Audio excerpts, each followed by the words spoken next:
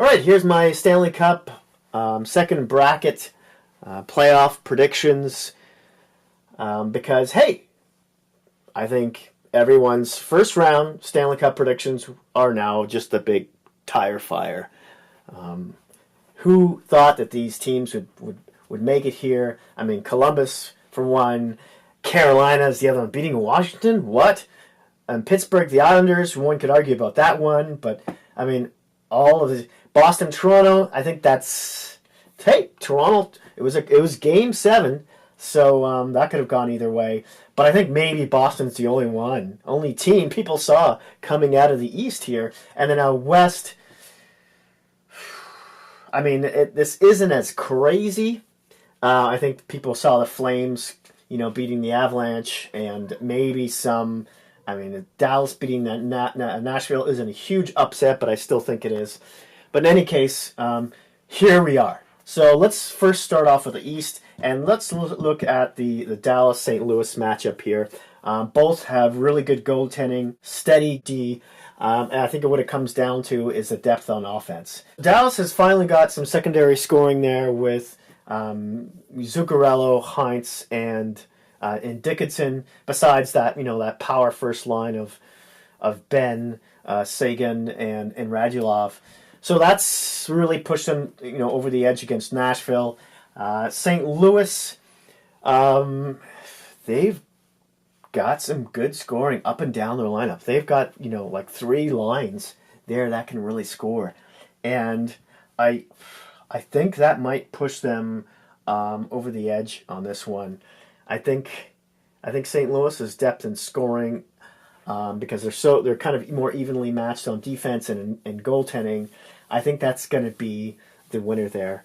San Jose and the Avalanche. I mean, you wouldn't be so quick to give this to San Jose because the Avalanche are the harder team coming into the playoffs, and it showed against Calgary.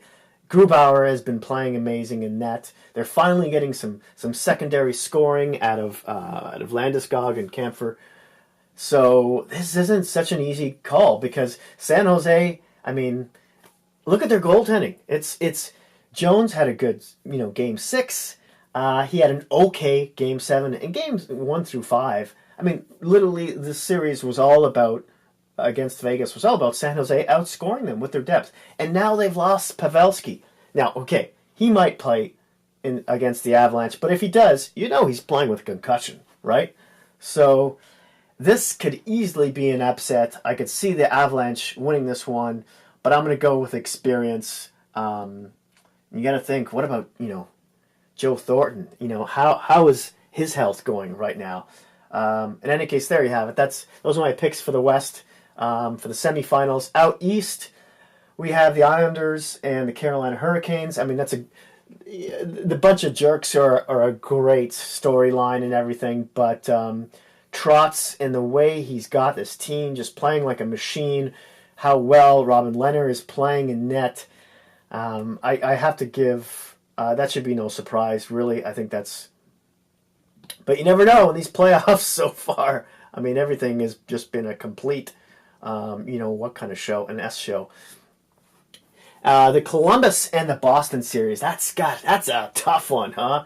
I know Boston's got the experience with them. Tuukka Rask didn't play that well. He played okay games 1 through 6. Game 7, he had a great Game 7.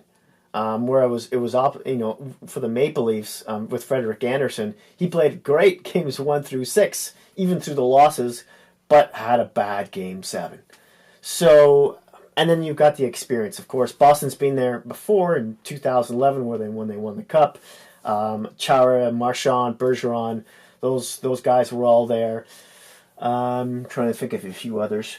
Coyle has been an X factor with them on the third line. He's been playing there real well as a third line center. He's got I want to say at least 3 goals and around 6 points. They've been taking Pasternak and throwing him on the second line. Krejci's been playing well, unlike last year playoffs. But Columbus they're playing like a well-oiled machine. They came in to the playoffs hot. And Boston were playing well as well, but Columbus was just on fire. And Bobrovsky. you've got to give the goaltending edge there to them. The defense, I think it's pretty even in this one. I might give that edge to Columbus as well. And then the depth scoring, I have to give that to Columbus too. I think the only thing really against Columbus is from a player standpoint is the lack of experience. But I mean, maybe the coach makes up for that, and I'm going to give it to him. I'm going to give Columbus that win. I know some people think I'm nuts, but I say they keep going. Now, back out west here with St. Louis and San Jose, I think it's a war of attrition here with San Jose. I just don't know. Again, this one could be a toss-up. It's how well is Jones going to play, and can St. Louis's depth scoring, will it be enough? I'm going to say yes. And I'm going to put St. Louis in there. Now we've got Columbus. Got two veteran coaches facing off against each other in Tortorella and Trotz. We have the machine against the hot team. The immovable object against the unstoppable force.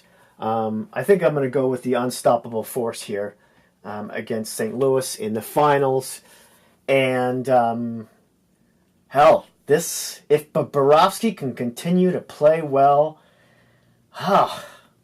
yeah, I think I'm giving the cup to Columbus.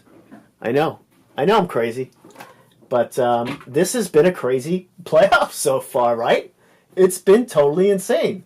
I mean, who would think? Maybe I put Carolina in the finals. That would be, I'd be totally. But hey, I would be. Would I be out to lunch? Would I? Yeah, I think I would. I think it's taken a bit too far. For those of you who fast forwarded to the end, I'm just gonna do this. I'm gonna do that here, and do this there, and do that, and then I think we have to adjust this here.